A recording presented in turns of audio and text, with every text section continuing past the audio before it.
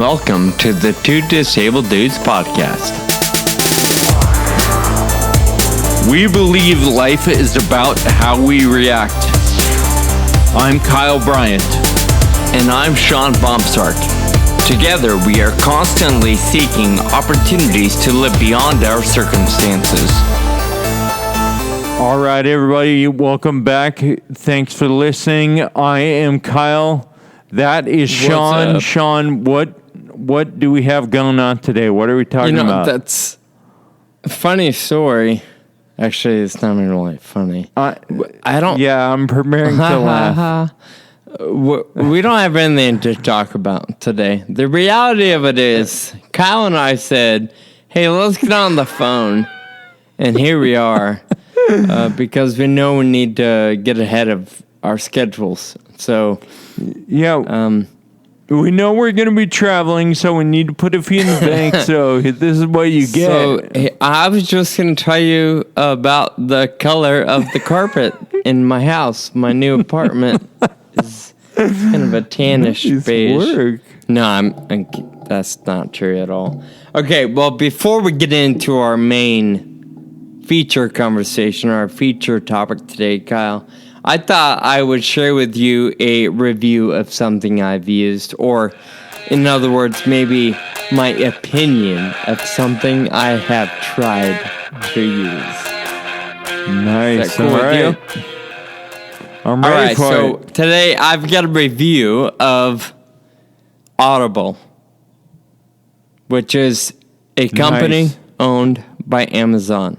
Now, I've gone through a couple of years of assuming that Audible has always been an Amazon company. And I could be wrong, but the way I've been educated from a friend, I haven't researched this, Audible was separate from Amazon, and Amazon bought it. Is that right? Do you know this to be true?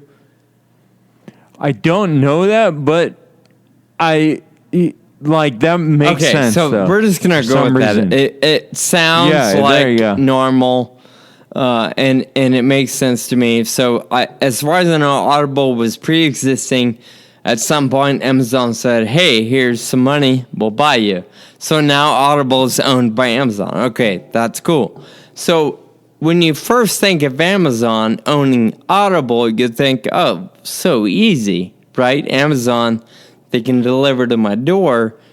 In some cases, in an hour, and in most cases, 1 or 2 days, maybe 3, whatever. And you can buy anything you want on Amazon, right? Super easy. Sure. Would you agree? Yep. Super easy. Okay. Yeah, absolutely. Super a couple easy. clicks. Okay. Well, not But I'm assuming that you Not have Audible. stories. Audible is not easy at all. I totally At agree. all. So, I downloaded Audible, I don't know, 1.5, 2 years ago. It's really before I knew anything about it. In fact, I downloaded it because you and I were having a guest on the show, and we were booked him really soon. So it was like, hey, next week we're going to interview this guy. I'm like, oh, geez, I don't know anything about him. So I downloaded a book of his because I knew I wouldn't be able to get to reading within our time period or our time frame. Right. So I downloaded Yep. Audible. I think they hook you up with a free download, blah, blah, blah. So I got it set up, and I listened to the book. Okay, fast forward a year. I never use Audible again. It's time to do another audiobook. Somehow I fight through the app, and I get another audiobook. I don't even know how I did it, but now I've got 2 books on there. At some point, it's time for a third one. Okay, well, you get the idea. I'm not a frequent user, but it's on my phone. Well, a couple weeks ago, it's time to listen. I want to save time while I'm driving. So I'm like, I'm going to do an audiobook maybe once a month that'll help me get to my goal of 20 books this year. Okay. It's kind of impossible to get a book on Audible. I need help because I haven't figured out how to do it. When I pull up Audible, I search for the title I want. The title comes up. I got the book and everything, and I want to buy it. I want to download it. and it says, Yeah. cannot be purchased. You want to give them money. I want to give you my money. Cannot be purchased in the app. Okay, fine. Gotta buy it through Amazon or whatever. Same thing with movies on Amazon. You can't buy them on Amazon Prime, the app.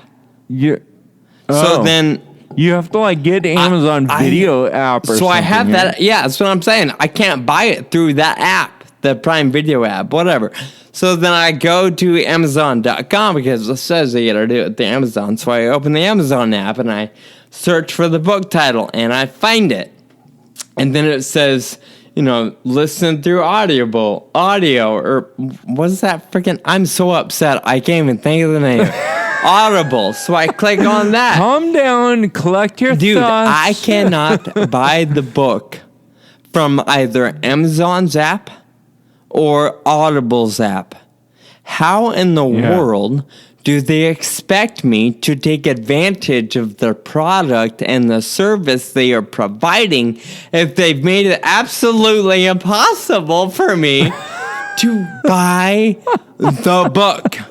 Like, part of me thinks I want to call Jeff and say, Jeff, it's broken.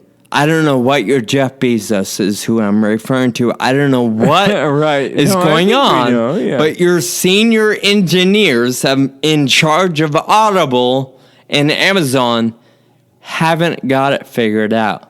It should be easier than this. Oh, dude, I will not disagree with you because I probably use it a little more than you. I'm sure you do. But every time I use it, I still don't know how. Like, I have the same, like, I'm validating your point 100% because I couldn't, if someone asked me, like, what are the steps to buy a book on Audible, I would have no idea where to even start. Dude, a friend of mine, we were working out and I'm complaining because I'm trying to get this book up before I go to the gym, blah, blah, blah. He's like, dude, it's easy, Bob. I'm like, no, bro, it's not. It's like, oh, you gotta insert, you gotta do your credit card and stuff and all of that on the desktop. And I'm like, desktop?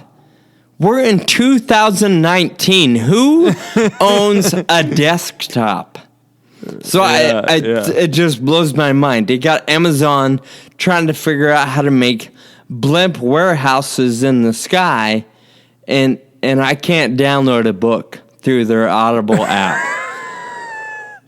Wow, you put it that way, and it's kind of ridiculous. So, actually, extremely ridiculous. Overall, my Audible review is 1 star because I can't go any less than that. Good call. But I do want to throw this out here in the meantime. I have an iPhone, so I pulled up the Books app on the iPhone. Yeah. And it took me about a minute and a half to buy and download the book I wanted. It was so easy. Oh, nice. The drawback is you pay retail for the book. Audible is a subscription, and that's probably a little more affordable as long as you utilize it. So the drawback to iTunes is that I pay full price, but I had the book on my phone in about a minute and a half. Yeah, it's worth full price. Exactly. So can you get audio on the Books app, the Apple Books app? Yeah, I don't know if it's like 100% all, but yeah, I pulled up the Books app and searched my title, and it gave me an audio version. So I bought the audio version. Oh, I see. Yeah. Nice. So, all right, well, there we are. So there's Sean's review of Audible. My rant on Audible. So what are we really talking about today? Well, we are talking about this concept I thought of the other day, and it's not a concept that I was like, oh, that's a really smart thing for a blog post. I'm totally gonna write about that. And then I talked to you about it for like a second. You're like, Yeah, there's so many blog posts on that. Like, yeah, I don't know. I think it's a concept that you discovered. I think it's a thought you had. Like, I'm so smart. Oh my gosh, I just thought of something. No. But regardless if it's a original idea or not, I think it's a good thing to think about, and it is the concept of a hero versus a mentor. And what is the definition of each kind of, and how do you think about utilizing each, and what do they mean to you? Like, how do you use them in your life? And so here's my take. My take is that a hero is a person you look up to and you try to emulate, and they're, almost otherworldly or not human, and people hold a hero in such incredibly high regard.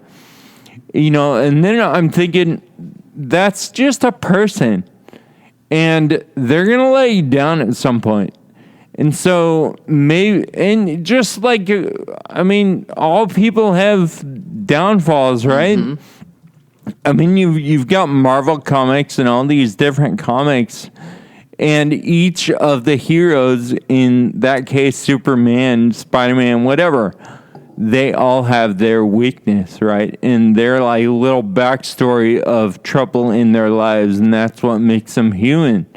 And then, so in contrast to that, you have a mentor whose role, the way I think of it, is a mentor is there to impart wisdom. Maybe it's somebody who's been through stuff that you want to do, and they have a lot of success in their life, so you want to learn things from them, and you learn from them and apply it to your own life the way you do things, and you don't necessarily use them as a specific example of how to get it done, but you apply the principles and the wisdom that you learned from them to your own life. So that's kind of how I define hero and mentor, and kind of how I look at the two concepts. What do you think, and Sean? With that, thanks for tuning in today to the Two Disabled Dudes podcast. No, I'm kidding. Before I answer your question, let's back up a little bit. You said a hero's, among other things, just a person who can let you down. Yeah. I would argue the same is true for a mentor. So what's the difference in that regard? I think I define hero as more of like putting everything, like, oh, this person is so rad, like lifting them up and basing that maybe on character more. And a mentor, like, you're not learning. Well, maybe you are learning character. See, I guess this is partly why I wanted to talk about it tonight, but or today. So I feel like a hero is more based on like character and integrity and doing awesome stuff. And a mentor is more based on like learning wisdom and applying it in your own situation. Okay. I don't know. Does that even make sense? I think it does, but I think I'm disagreeing with you on this one. Okay. And again, this is personal opinion. I've not studied this subject, but when I think of a hero, and the definition according to Webster's, a person admired for achievements and noble qualities, one who shows great courage, and then also the mythical, legendary figures that you mentioned, like Superman. To me, when I think of a hero, that's somebody who did something really courageous in a moment. Or in several moments. I don't think of that as I forget what you said, but that's not just a character thing. That's just who they are, what they did, not necessarily good or bad. But when you mention a mentor, that's somebody who probably does these things, that sort of living on a regular basis, who not only imparts or challenges your own way of thinking and your own personal internal growth.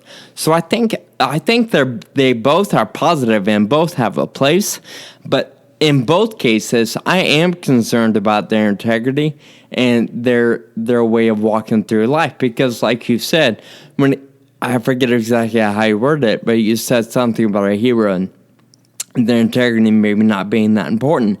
But for me, if a hero is somebody I'm going to look up to, if their integrity is shot, that's when I'm going to be disappointed. That's when I'm going to be let down. I think of Lance Armstrong, for example. He's a hero to so many people, but then he got busted for enhancing his own performance through substance abuse.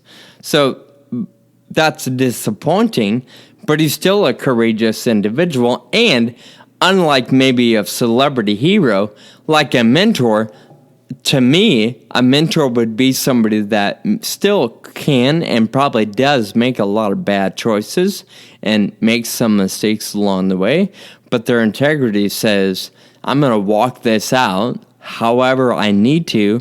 I'm going to learn from it, and I'm going to share my experience with those that I'm close to or those in my life. So, in a roundabout way, I'm arguing that both have a really good and important place in life.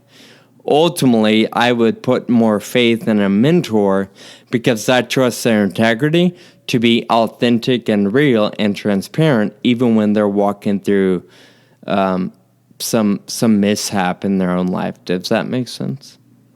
Yeah. I like the example of Lance Armstrong because I think there's so much to be learned from Lance Armstrong and just him as a person in the whole situation. And I feel like you can take the good and leave the bad, or does it all come with the other? Like, do you have to throw everything out about Lance because he did this terrible thing, or can you still benefit from the good things about him? I would argue that you take it all, and we have to benefit from the good things, and that's true in life for everybody, because I guarantee you, everybody's got skeletons, everybody's got something ugly part of their being that they don't want anybody to know. And just because it's exposed in my opinion, shouldn't devalue what they can offer and what they can contribute. Does that make sense?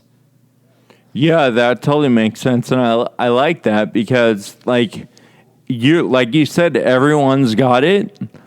But maybe for this person it's exposed, and for this person it's not. And the only difference is about it. Yeah, you know what I mean? Or it's out in the open. Everybody's got garbage, for sure. Right. There's no other difference, a lot of times than this and you don't know that. And I think a lot of our, maybe even you and a lot of our listeners would agree. It's in those moments of challenge or even failure where I think we have the potential to grow the most. And so it's the folks coming out the other side of those failures that I personally want to follow. I personally want to glean from.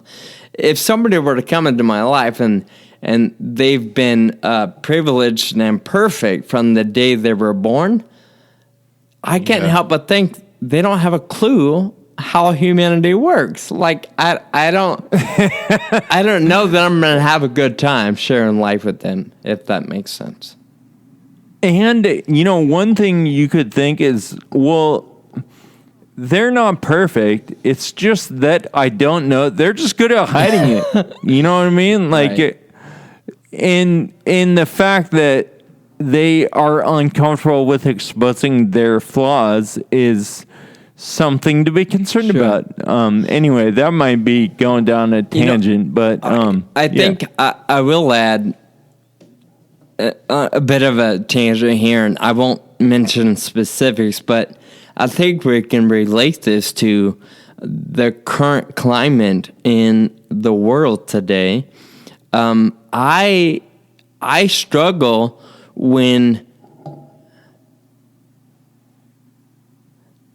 I'm gonna regret saying this, so maybe I have a hard I have a really hard time, especially when it comes to politicians or judges or other appointed public office or voted public office. When, they're 40, 50, 60, 70 years old and some dirt pops up on them from when they were in high school and everybody wants them to resign. I'm not saying there isn't a time for that, but from the surface, the first thing that goes through my head was, that was 40 years ago. How much has that person changed? And how much have they changed? Are we really going to hold it against them when they made a bad decision when they were 14 or 17? How many of us, raise your hand, made bad decisions in our teenage years?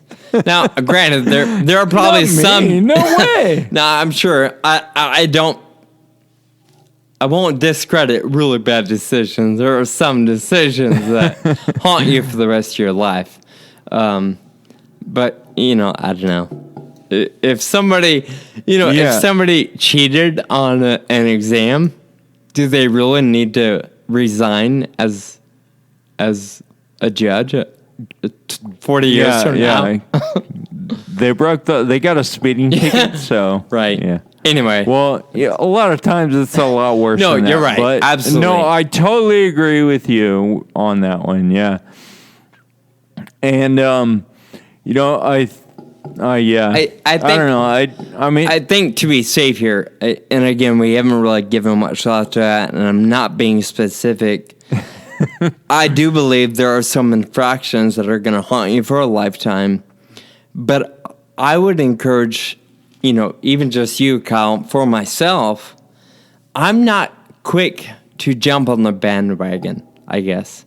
I'm a little more dig in a little bit and find out, okay, A, how big is the infraction, and B, what's their character today? And how can we move forward despite the actions that took place 30 or 40 years ago? Yeah, well, you mentioned the climate, and I think, this, a lot of people talk about this. It's just everyone is so quick to jump on black or white. True. Like, this is true, that's wrong, this is right, whatever. No, most things, almost everything. It's hard to find something in life that is black or white. It's pretty much all the time somewhere in the middle. Maybe there's a few exceptions, but you can expect that the truth is somewhere in the middle, right? And so I like that. Reserve judgment and really find out what's going on before you jump on either side. This conversation got really and I'm with you on that last one. At the end, maybe something does come down to a black and white issue, but I guarantee you there's always more to the story than what you're hearing or what you're